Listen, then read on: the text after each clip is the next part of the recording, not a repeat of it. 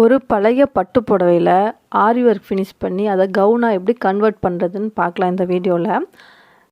நம்ம ப்ளவுஸுக்கு மார்க் பண்ணுற மாதிரியே ஃபுல்லாக அவுட்லைனில் மார்க் பண்ணி எடுத்துட்டேன். அதுக்கப்புறம் 2 லேயர் ஜரி த்ரெட். இந்த த்ரெட்டு மட்டும்தான் நான் 2 லேயர் ஜரியில் கொடுக்குறேன். மற்ற எல்லாமே சில்க் த்ரெட்டில் தான் நான் போட்டேன். ஏன் அப்படின்னா இந்த ஒர்க் நான் பண்ணும்போது ஆரி ஒர்க் கிளாஸ் நான் போயிட்டு தான் இருக்கேன். ரன்னிங்கில் தான் இருக்குது அந்த கிளாஸு, முடிக்கலை. பாதி ஸ்டேஜை நான் தாண்டலை. ஒரு 20 கிளாஸ் அந்த மாதிரி வரும்போது ஒரு ப்ளவுஸ் போட்டிருந்தேன், ரோஸ் கலர் ப்ளவுஸு, ஆரி ஒர்க் கிளாஸ் போனப்போ போட்டதுன்னு. அதை முடிச்சுட்டு அதுக்கப்புறம் நான் இதை எடுத்தேன். இதை எடுக்கும்போது நம்ம யூஸ் பண்ணுறது சில்க் த்ரெட் தான் யூஸ் பண்ணணும். பீட்ஸு ஒர்க் பண்ணும்போதாகட்டும், ஜர்தோசி ஒர்க் பண்ணும்போதாகட்டும், எல்லாத்துலேயும் நம்ம ஜரி த்ரெட் யூஸ் பண்ணக்கூடாது, சில்க் த்ரெட் தான் யூஸ் பண்ணணும்னு சொல்லி இதில் ஸ்டார்ட் பண்ணேன். ஃபஸ்ட்டு போட்டிருக்க அந்த 2 மட்டும்தான் ஜரி த்ரெட்டு. இந்த பீட்ஸ் கோக்கிறது கூட சில்க் த்ரெட்டு தான். 2 பீடாக எடுத்து அதை ஒர்க் பண்ணிட்டு வரேன். இது சுகர் பீடு. நெக்லைனில் மொத்தம் 4 லைன் செயின் ஸ்டிச் போட்டிருக்கேன். 2 லைன் ஜரி, 2 லைன் சில்கில். இங்கே நெக்லைனில் நான் ஸ்டிச் பண்ணிட்டு வரும்போது, மிஷினில் வச்சு தைச்சிட்டு வரும்போது அந்த இடத்துல டேர்னிங் பண்ணிட்டு வரணும். அந்த வளைவு பகுதியெலாம் நீட்டாக வரணும். அதுக்காக 4 லைன் போட்டிருக்கேன். நெக்ஸ்ட்டு இந்த மாதிரி ஸ்டோன்ஸ் கிடைக்கும். அவுட்லைனில் கோல்டு மாதிரி உள்ள ஸ்டோன் இருக்க மாதிரி கிளிப் ஸ்டோன்ஸ் இதெல்லாம் கிடைக்கும். இதை வாங்கி நான் ஃபுல்லாக கம் போட்டு ஒட்டிக்கிட்டேன். அதுக்கு அடுத்ததும் நான் சுகர் பீடு தான் கொடுக்குறேன். நார்மலாக சிம்பிளாக இருக்க லுக் மாதிரி தான் இது. ஃபுல்லாக ஓவராலாக சுகர் பீட் கொடுத்து முடிச்சதுக்கப்புறம் சென்டரில் ஒரு டாலர் மாதிரி ரவுண்டாக அதை கொடுத்துட்டு ஹேங்கிங் கொடுக்குற மாதிரி பிளான் பண்ணியிருக்கேன். ஜர்தோசி நான் ட்ரை பண்ணேன், ஆரி நீடில் வரலை. சரி நம்ம எப்பவும் போல் நூல் வச்சே பண்ணிடலான்னு பண்ணிட்டேன். உள்ளே போட்டிருக்க கலர் த்ரெட் எல்லாமே ஆரியில் தான் பண்ணேன். இவ்வளோதான் ஃப்ரண்ட் நெக்கு. Next sleeve. ஸ்லீவுக்கு ஸ்லீவோட சைட்லேருந்து லைன் போட்டிருக்கேன். ஸ்ட்ரெயிட்டாக லைன் போடுவோம்ல, அப்படி போடாமல் சைடாக லைன் போட்டிருக்கேன். அதில் ஃப்ளை ஸ்டிச்சுன்னு சொல்லி ஒரு ஸ்டிச் இருக்குது. அதை நடுவில் ஒரு இன்ச்சுக்கு ஒன்று நான் போடுறேன். வேறு ஒன்றும் இல்லை, அந்த ஊசி குத்துன இடத்துலேருந்தே மறுபடியும் த்ரெட் எடுத்து அதே இடத்துல குத்தி மறுபடியும் த்ரெட் வெளியே எடுத்து லாக் பண்ணணும். சின்ன லீஃப் மாதிரி க்ரியேட் ஆகும். அதுக்காக இந்த மெத்தட் நான் இதில் அப்ளை பண்ணியிருக்கேன். நான் மேக்ஸிமம் அந்த ட்ரெஸ்ஸில் என்ன இருக்கோ அந்த ஃப்ளவர் எடுக்கிறதுக்கு பார்ப்பேன்.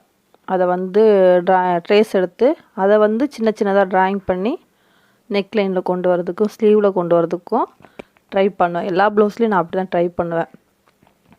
இதில் ப்ளைன் சாரீ, அந்த த்ரெட் கலரில் ப்ளைன் சாரீ, அங்கங்கே புட்டாஸ் இருந்துச்சு. சரி இந்த ஒர்க் இதில் பண்ணி பார்க்கலான்னு சொல்லிட்டு ட்ரை பண்ணியிருக்கேன். சில்க் த்ரெட்டில் தான் பண்ணணும்னு சொல்லி ட்ரை பண்ணியிருக்கேன். இதுக்கு இடையில ஒரு லைன் இருக்குங்க பார்த்தீங்களா, ப்ளைனாக. அங்கே சுகர் பீடு கொடுத்துட்டு இந்த லீஃப்க்கு 2 பக்கமுமே ஜர்தோசி வச்சு லைட்டாக அது ஒரு சின்ன லீஃப் மாதிரி கொடுத்துட்டு ஸ்லீவ் கம்ப்ளீட் ஆயிரும். இந்த ஒர்க் பண்ணுறதுக்கு ரொம்ப நாளில் ஆகலை எனக்கு பழகும்போது. ஒர்க்கு கிளாஸும் பார்த்துட்டு தைச்சிட்டு இடையில இந்த ஒர்க் பண்ணும்போது எனக்கு ஒரு 5 நாள் பக்கம் ஆச்சு. ஃப்ரண்ட் நெக்கு 2 ஸ்லீவுக்கும் அப்புறம் தைச்சி முடிக்கிறதுக்கும். ஃப்ரண்ட்டில் டாப் நான் எப்படி எடுத்திருக்கேன் அப்படின்னா பிரின்சஸ் கட் எடுத்திருக்கேன். பிரின்சஸ் கட் நீங்கள் கவுனாக கன்வெர்ட் பண்ணும்போது பிரின்சஸ் கட் யூஸ் பண்ணி பாருங்கள், சூப்பராக இருக்கும். இப்போது ஆரி ஒர்க் கிளாஸ் ஜாயின் பண்ணுவீங்களா இந்த இயரில் 2024ல் நீங்கள் ஜாயின் பண்ணும்போது கீழே உட்காந்துட்டு ரிங்கில் ஃபிக்ஸ் பண்ணி உட்காந்து கற்றுப்பீங்க. சில பேர் பேக் பெயின் அதிகமாக இருக்கவங்க ஸ்டூலில் உட்காந்துட்டு கற்றுக்கிற மாதிரி இப்போ ஒரு ஆரி ஸ்டாண்டு வந்திருக்கு. அதை வாங்கி ட்ரை பண்ணி பாருங்கள், நல்லா இருக்குன்னு சொல்லியிருக்காங்க. இப்போ தான் அது புதுசாக லான்ச் பண்ணியிருக்காங்க. உங்களுக்கு தேவைப்பட்டால் அதை வாங்கி ட்ரை பண்ணி பாருங்கள். பேக் பெயின் வந்து இருக்கிறவங்க கற்றுக்கணும், ஆனால் பேக் பெயின் இருக்குது அப்படின்னு யோசிக்கிறவங்களுக்கு இந்த ஐடியா வந்து சரியாக இருக்கும். ஆனால் டெய்லர்ஸாக இருந்தால் கண்டிப்பாக ஆரி ஒர்க் வந்து கற்றுக்கோங்க. ஏன்னா நம்மளுக்கு துணி வந்து எப்போவுமே இருக்குன்னு சொல்ல முடியாது. அப்படி இல்லாத பட்சத்துக்கு இந்த ஆரி ஒர்க்கும் நம்மளுக்கு கை கொடுக்கும். இவ்வளோ தான் ஸ்லீவு. 2 ஸ்லீவும் நான் போட்டு முடிச்சிட்டேன். நெக்ஸ்ட்டு வந்து ஸ்டிச்சிங் வீடியோ தான். டாப் மட்டும்தான் ஸ்டிச் பண்ணுறது காமிச்சிருக்கேன். இவ்வளோ ஒர்க் நான் பண்ணிட்டேன். ஆனால் இந்த ட்ரெஸ்ஸை நான் இன்ன வரைக்கும் நான் வெளியே போட்டு போனது கிடையாது. ஏன் அப்படின்னா இந்த ட்ரெஸ்ஸுக்கான கரெக்டான ஷால் கிடைக்கல. பேண்ட்டுக்கு வந்து லெகின் போட்டுக்கலாம். ஷால் வந்து நான் ப்ளைனாக இருக்குது, சிந்தட்டிக் ஷால் மாதிரி வரும்ல, அந்த மாதிரி காட்டன் ஷால் மாதிரி தான் கிடைக்குது. ஒரு நாள் சென்னையில் தான் போய் தேடி கண்டுபிடிக்கணும் இந்த ட்ரெஸ்ஸுக்காகவே. ஆனால் போட்டு பார்த்தேன், கரெக்டாக இருந்துச்சு.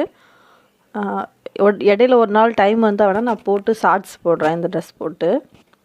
இப்போ வந்து நான் ஃபஸ்ட்டு ஸ்லீவ் தான் ஸ்டிச் பண்ணுறேன். எப்போவுமே ஆரி ஒர்க் பண்ணும்போது மெயின் கிளாத்தில் ட்ராயிங் பண்ணுறீங்களா, அது கரெக்டான ட்ராயிங்காக பண்ணிக்குவாங்க. அப்போ தான் உங்களுக்கு தைக்கும்போது ஈஸியாக இருக்கும். நீங்கள் லைனிங் கிளாத்தை வந்து கரெக்டாக வெட்டி எடுத்துகிட்டு மெயின் கிளாத்தில் வந்து மேலே கீழே இருந்துச்சுன்னா ஆரி ஒர்க் பண்ண அந்த பீட்ஸ் எல்லாமே வேஸ்ட்டாக போயிடும். கட் பண்ணுற மாதிரி சூழ்நிலை கூட வரும். இது வந்து ஃப்ரண்ட் நெக்கு. அந்த வளைவு பகுதியில் திரும்பும்போது சிங்கிள் கைட் போட்டுக்கோங்க, நீட்டாக இருக்கும். நான் வந்து அடித்து அப்படியே தான் திருப்புறேன். பேக் ஆகட்டும் ஃப்ரண்ட் ஆகட்டும் அடித்து அப்படியே திருப்ப தான் போகிறேன்.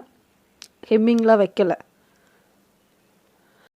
ஃபஸ்ட்டு ஒரு தையல் போட்டு வந்தேன்ல, அதை அப்படியே திருப்பி லைனிங்கில் ஒரு தையல் போட்டுவாங்க இந்த ஓரத்தில். அப்படி போட்டிங்கன்னா ஸ்டிச்சிங் வந்து அப்படியே நிற்கும். அதுக்காக தான் சொல்கிறேன். மெயின் கிளாத்தில் வந்து ஆரி ஒர்க் பண்ணியிருக்கீங்க, லைனிங் கிளாத்தில் ஒரு ஓரமாக அந்த ஜரி த்ரெட் இருக்குல்ல, அந்த லைனாக ஒரு தையல் போட்டுவாங்க. ஏன்னா நம்ம உள்ள ஒரு தையல் தான் போட்டிருக்கோம். திருப்பி அப்படியே வச்சு ஃபினிஷ் பண்ணிட்டோம் அப்படின்னா பிரிஞ்சால் எல்லாம் வேஸ்ட் ஆகிடும். அதனால் இது வந்து மேல் தையல்னு சொல்லுவாங்க இந்த தையல். இதை போட்டிங்கன்னா நீட்டாக இருக்கும். இது வந்து பிரின்சஸ் கட்டு. இப்போ வந்து ஃபுல்லாக ஷோல்டரில் ஜாயின் பண்ணிவிட்டு நீட்டாக ஃபுல்லாக ஜாயின் பண்ணிவிட்டு எக்ஸ்ட்ராஸ் எல்லாம் கட் பண்ணி எடுத்துக்கலாம்.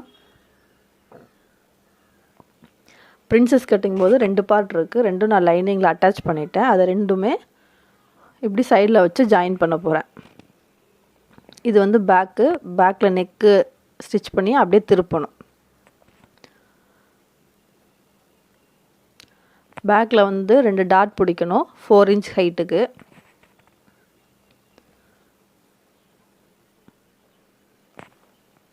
பேக்கில் டாட் பிடிச்சிங்கன்னா சேஃப் கரெக்டாக இருக்கும். இப்போ ஷோல்டர்லாம் ஜாயின் பண்ணிவிட்டு கீழே அந்த ஃப்ளீட்ஸ் எடுத்திருக்கேன், அதோடு அட்டாச் பண்ணிவிட்டு காட்டுறேன். இந்த ட்ரெஸ் வந்து கீழே ஸ்டிச் பண்ணுறதை நான் காட்டலை, டைம் இல்லாதங்காட்டிக்கு. இது அவுட்லுக்கு. இது அவுட்லுக் வந்து இதுதான். நல்லா இருக்குன்னா ஒரு லைக் பண்ணுங்கள், கமெண்ட் பண்ணுங்கள். என் வீடியோ பார்த்ததுக்கு ரொம்ப நன்றி. தேங்க்யூ.